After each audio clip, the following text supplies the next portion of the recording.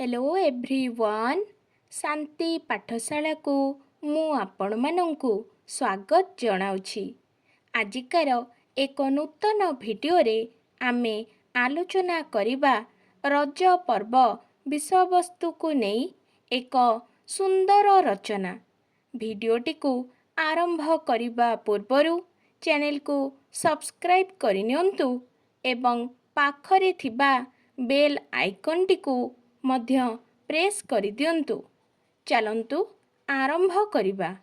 उपक्रम जेउ मासरु चासी माने भल फसल पाई स्वप्न देखिबाकू आरंभ करंती सेही मास हेउछि आषाढ़ मास। आम राज्य ओडिशा रे 12 मासरे 13टी पर्व पालित होइथाए। ओडिशा रे पालित हेउथिबा कृषि भित्तिक पर्व गुड़िक मध्यरे रज पर्व अन्यतम।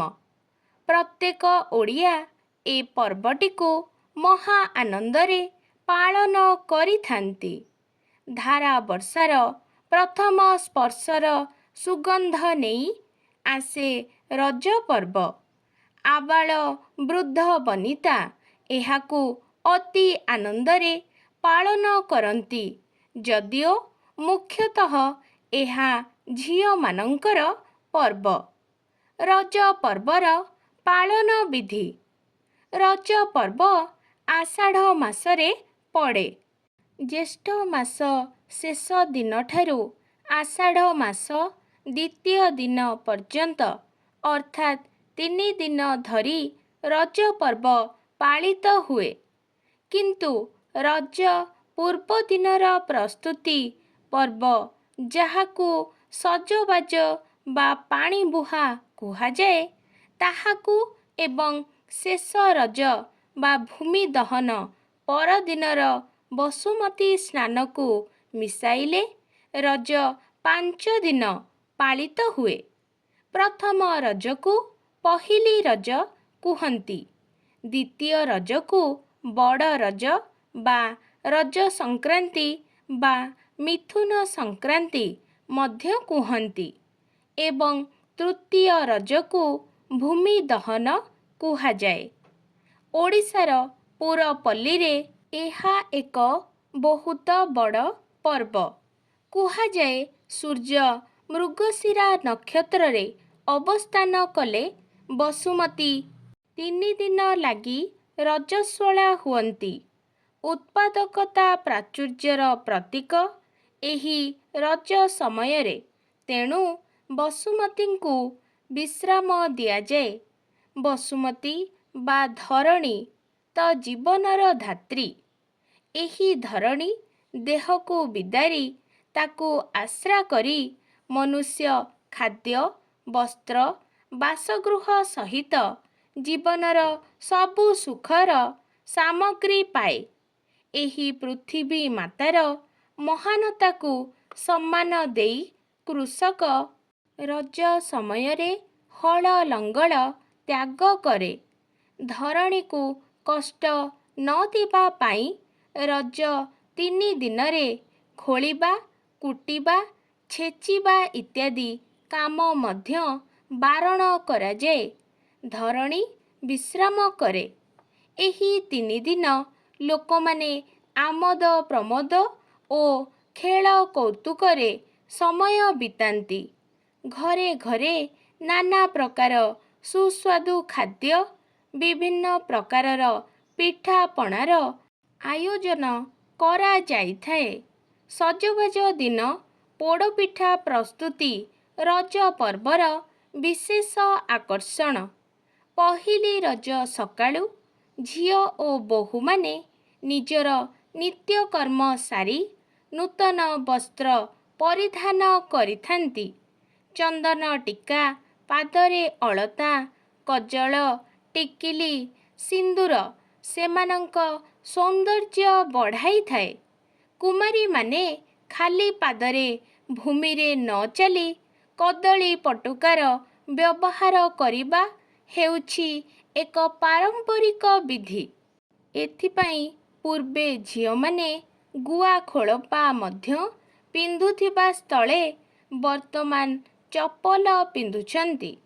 ରଜରେ ଦୋଳି ଖେଳ ଝିଅମାନଙ୍କର ବିଶେଷ ଆକର୍ଷଣ।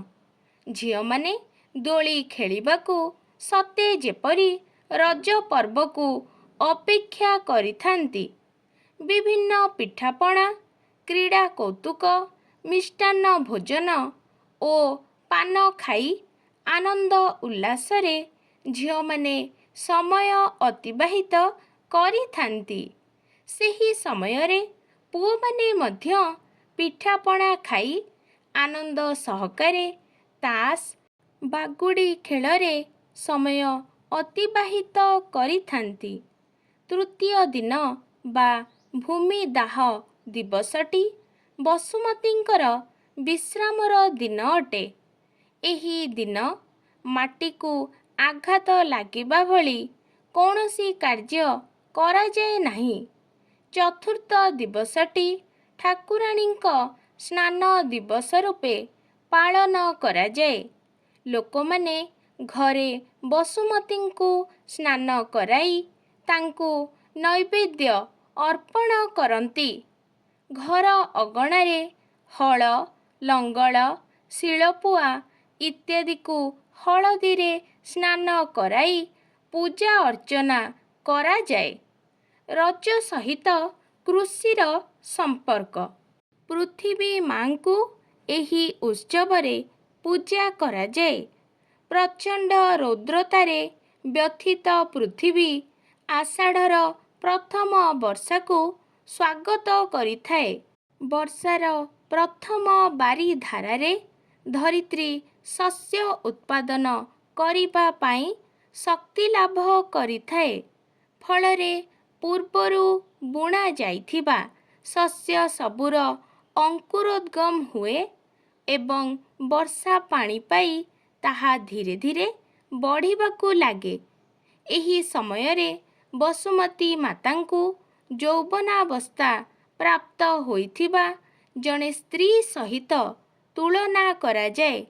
ଫଳରେ ପୃଥିବୀ ହୁଏ ଶସ୍ୟ ଶ୍ୟାମଳା।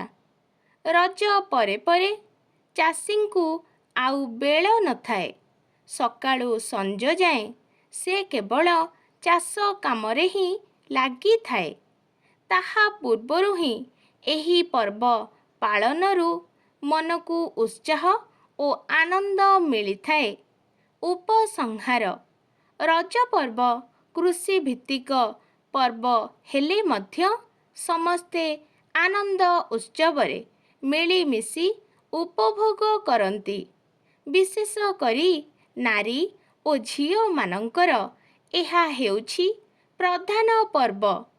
ଏ ପର୍ବ ପାଳନ ପଛରେ ଯେତିକି ଧର୍ମ ଭାବନା ନାହିଁ, ତାଠାରୁ ଅଧିକ ରହିଛି ଜୀବନ ଦର୍ଶନ, ବିଜ୍ଞାନସମ୍ମତ କାରଣ ତଥା ଓଡ଼ିଶାର ସାମାଜିକ ତଥା ଅର୍ଥନୈତିକ ଜୀବନଧାରାର ନିଚ୍ଛକ ପ୍ରତିଫଳନ। ଆଜିକାର ଭିଡ଼ିଓଟି ଆପଣଙ୍କୁ କିପରି ଲାଗିଛି କମେଣ୍ଟ ମାଧ୍ୟମରେ ନିଶ୍ଚୟ ଜଣାଇବେ ଏବଂ ଲାଇକ୍, ସେୟାର, ସବସ୍କ୍ରାଇବ୍ କରିବାକୁ ଜମାରୁ ଭୁଲିବେନି। ଧନ୍ୟବାଦ।